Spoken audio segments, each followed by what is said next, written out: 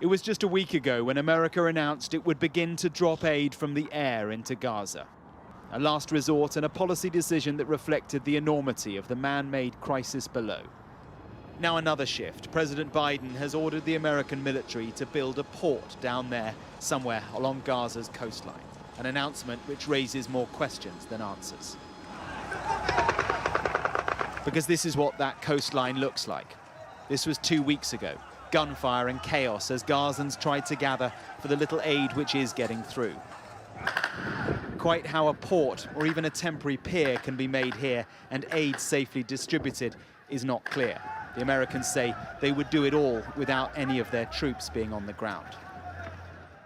The coordination point for what President Biden is calling an emergency mission will be Cyprus, just over 200 miles northwest of the Gaza coast.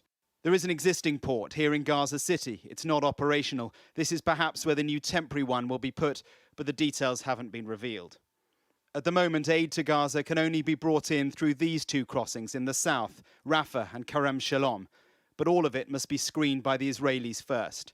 Erez in the north has remained shut for aid deliveries, but the Americans say they have now agreed with Israel for a crossing somewhere here to be opened soon.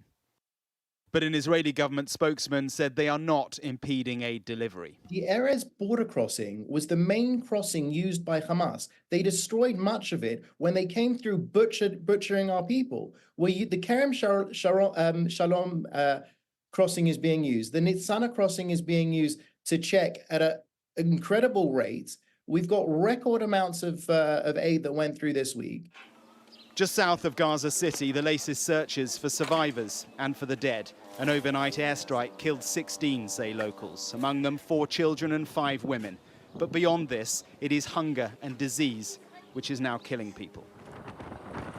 There are numerous points where aid could cross into Gaza, like here, one of the gates in the fence through which we crossed with the Israeli military in November. It is through this gap and others that Israel has been bringing its troops and hardware in and out since the start of this war. And this is the port in Gaza City. In November, it is where Israel brought many of its troops in. America's port will, we're told, take weeks to build, weeks which the people here do not have. Mark Stone, Sky News in Washington.